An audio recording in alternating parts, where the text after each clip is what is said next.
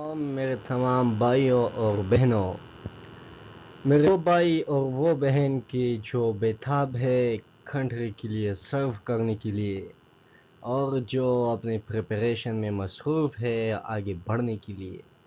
तो चलिए चलते हैं, एक बार फिर आप सबको वेलकम अपने एक नए लेक्चर में।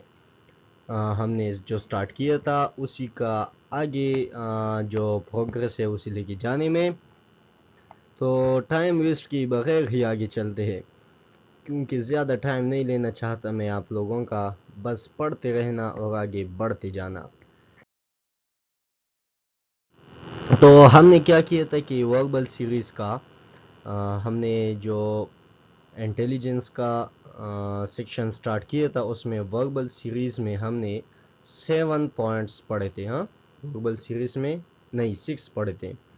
अब आगे हमने पढ़ना है 7 वाला, जो कि तकरीबन लास्ट भी है। वर्बल सीरीज़ में हमने 7 सीरीज़ पढ़ ली है, आज हमारा 7 वाला होगा।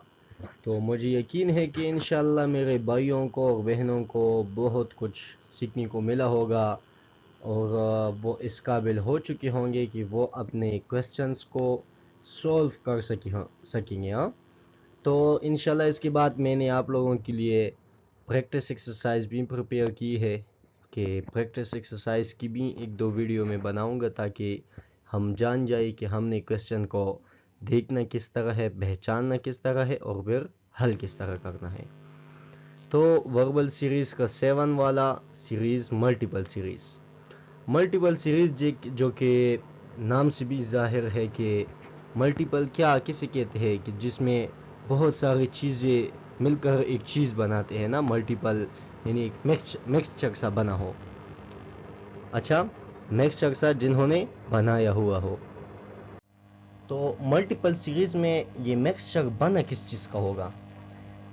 ये मिक्सचर इस चीज़ का बना होगा कि जो प्रीवियस हमने 6 सीरीज़ पढ़ ली है ना, तो मल्टीपल सीरीज़ में कुछ इस तरह के क्वेश्चन होंगे कि उन सब का कम्बिनेशन कंबाइन कि उन सबको कंबाइन करके एक ऐसी सीरीज़ बनाई होगी कि जब आप क्वेश्चन को हल करेंगे ना, तो आपने उन सब को मद्देनज़र रखते हुए उन सब के बारे में सोचना है, क्वेश्चन को देखना है। और सबसे डिफ़िकल्ट वाला भी यही है, क्योंकि जब तक कि आपने प्रीवियस वाली 6 सीरीज़ नहीं सीखी होंगी तब तक तो आप मल्टीपल सीरीज़ हल नहीं कर सके होंगे।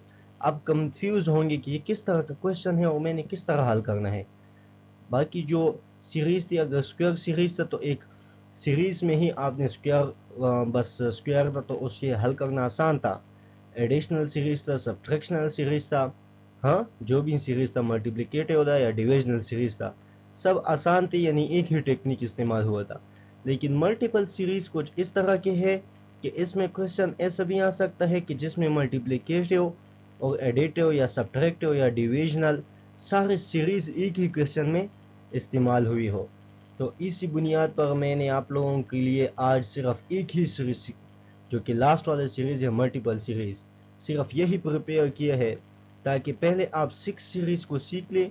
उसके बाद जब इस सीरीज़ पर आए तो आप लोगों के लिए समझने में कोई मुश्किल ही ना हो, आसानी से आप समझ सकते हैं।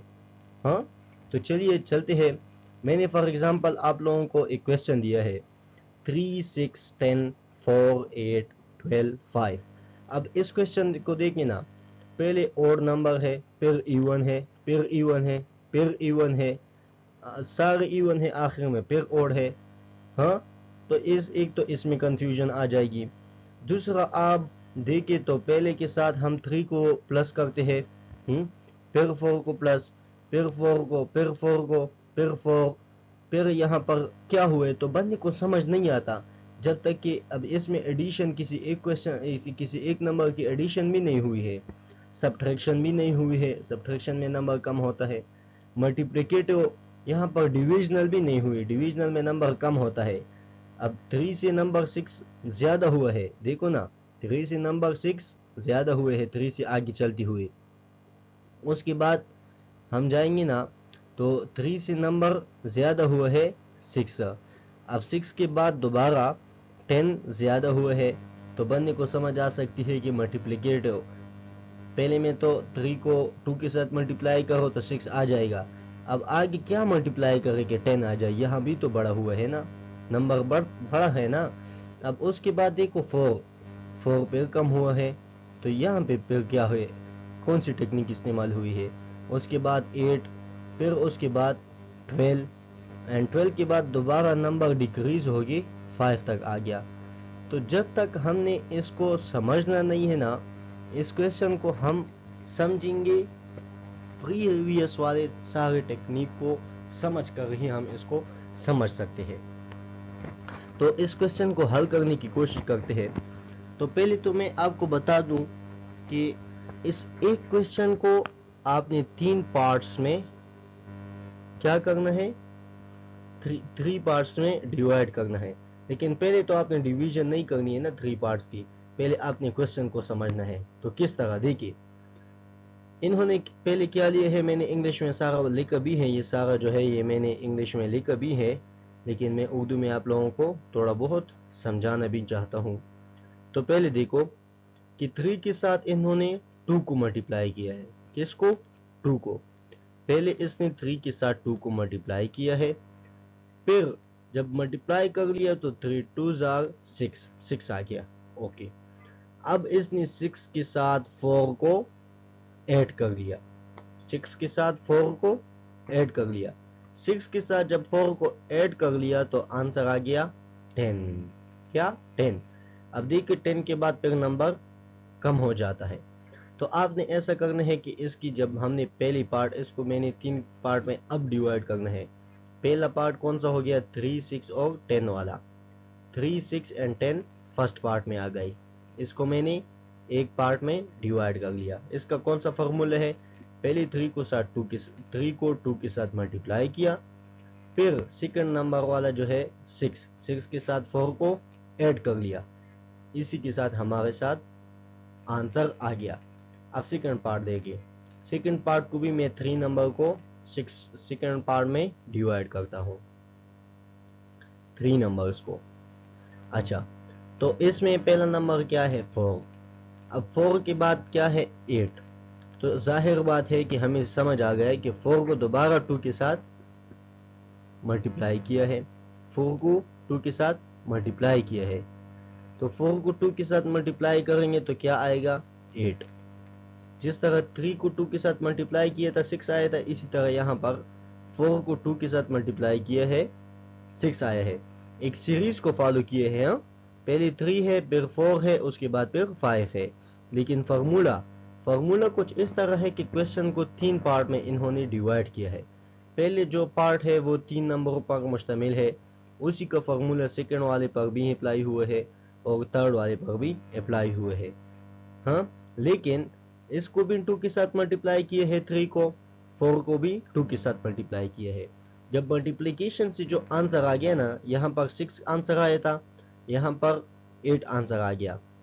तो 6 के साथ अब 4 को प्लस किया तो आंसर आया था 10। तो इसी तरह यहाँ पर 8 के साथ 4 को एडिशन, 4 की एडिशन होगी तो आंसर आएगा 12। सेम टेक्निक है ना, पहले पार्ट में जो टेक्निक इस्तेमाल हुई है वही टेक्निक सेकंड पार्ट में भी इस्तेमाल हुई है। तो अब थर्ड पार्ट की तरफ आते हैं। थर्ड पार्ट में अब इन्होंने क्या दिए है, हमें सिर्फ फर्स्ट वाला नंबर दिया है 5। कौन सा वाला नंबर?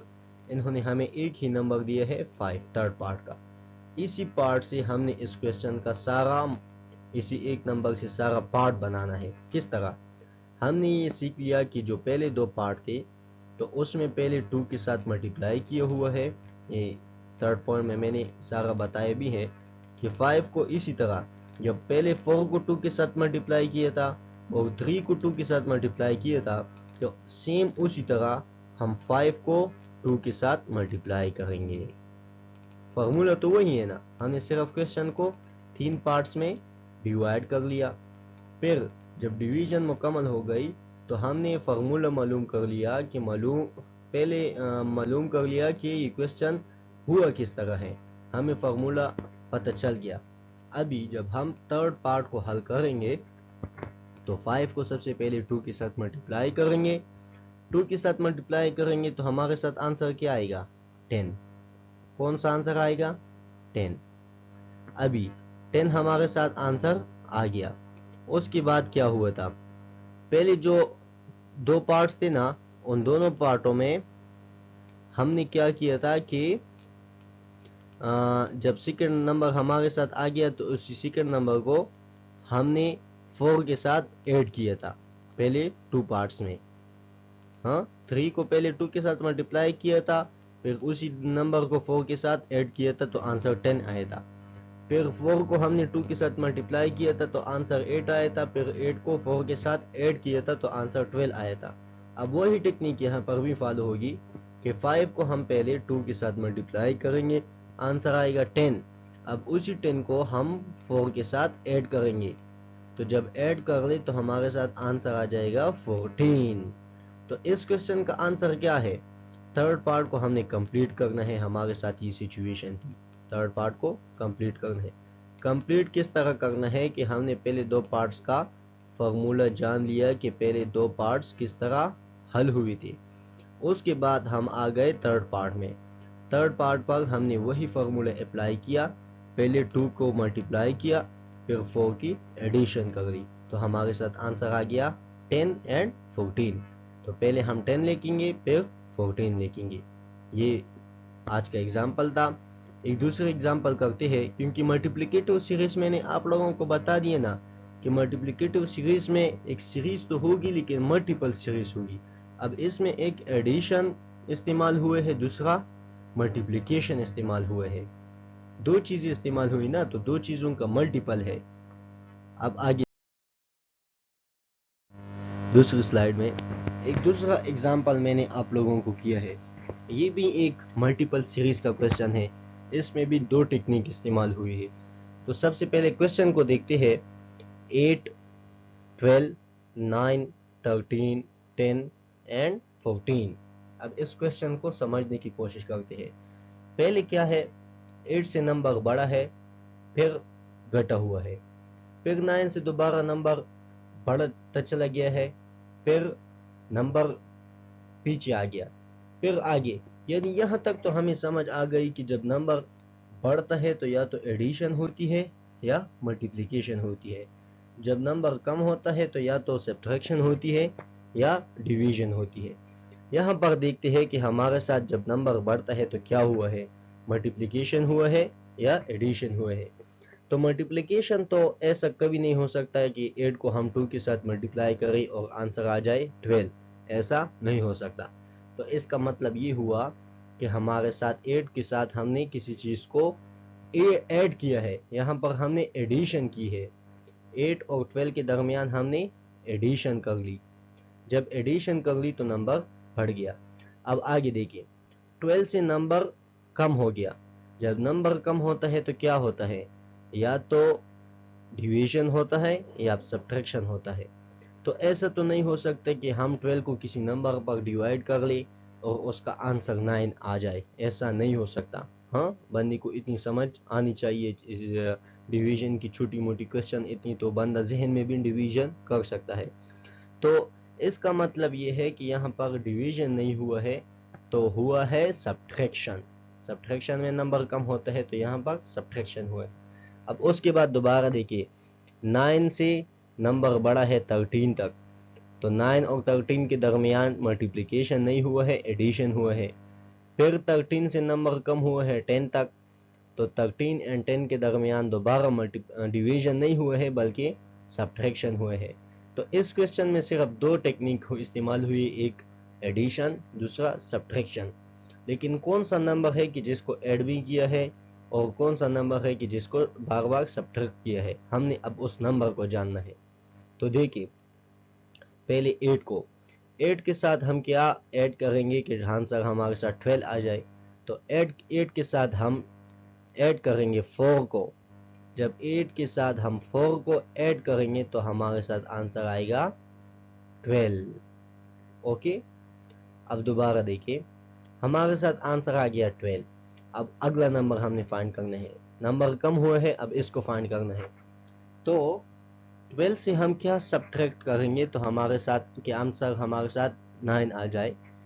तो हम 12 से जब 3 को सब्ट्रैक्ट करेंगे 12 से 3 को सब्ट्रैक्ट करेंगे तो हमारे साथ आंसर आएगा 9। तो ये तो हमें पता चल गया कि सीरीज में एडिशन भी हुई है और सब्ट्रैक्शन भी हुई है। और क्वेश्चन का इफ्तिताह किस तरह हुआ है कि पहले 4 को एडिशन किया है, फिर 3 को सब्ट्रैक्ट किया है। अब आगे चलते हैं। 9 के साथ हम क्या ऐड करेंगे कि आंसर 13 आ जाए। तो वही 9 के साथ जब हम 4 की एडिशन करेंगे तो आंसर आएगा 13। अब 13 से हमने कब 13 से आगे वाला नंबर क्या है 10। तो 13 से हम क्या माइनस करेंगे कि आंसर 10 आ जाए। 13 से हम माइनस करेंगे अगेन 3 को। एक दो ही नंबर को इस्तेमाल किया है, 4 को एडिशन किया है और 3 की सब्ट्रैक्शन किया है, लेकिन सीरीज वाइज। हाँ, एडिशन एंड सब्ट्रैक्शन तो की है, मल्टीपल सीरीज है, लेकिन पहले 4 की एडिशन हुई है, फिर 3 की सब्ट्रैक्शन। तो 10 तक तो सब्ट्रैक्शन हो गई। अब आगे आंसर क्या है 14। तो 14 कब आएगा, तब आएगा जब हम 10 के साथ ऐड करेंगे 4 को। हाँ, 10 के साथ हम ऐड करेंगे 4 को, तो तभी तो आंसर आएगा 14। ओके, 10 के साथ 4 की एडिशन हो गई, आंसर आ गया 14। अभी जो अगला नंबर हमने फाइंड करना है, कि जो आंसर हमने फाइंड करना है, तो सीरीज में हमने देखा कि पहले नंबर 4 की एडिशन हुई है, फिर नंबर 3 की सब्ट्रैक्शन हो गई। तो पहले 4 की एडिशन हुई थी, फिर 3 की सब्ट्रैक्शन, फिर 4 की एडिशन हो गई, फिर 3 की सब्ट्रैक्शन, फिर लास्ट में 4 की एडिशन हुई, अब 3 की सब्ट्रैक्शन बाकी है। तो आंसर हम कैसे फाइंड करेंगे कि हम 14 से सब्ट्रैक्ट करेंगे 3 को। जब हम 14 से 3 को सब्ट्रैक्ट कर लेंगे तो हमारे साथ आंसर क्या आएगा 11। तो आज का इस क्वेश्चन का आंसर क्या था, नेक्स्ट कमिंग वर्ड क्या है 11।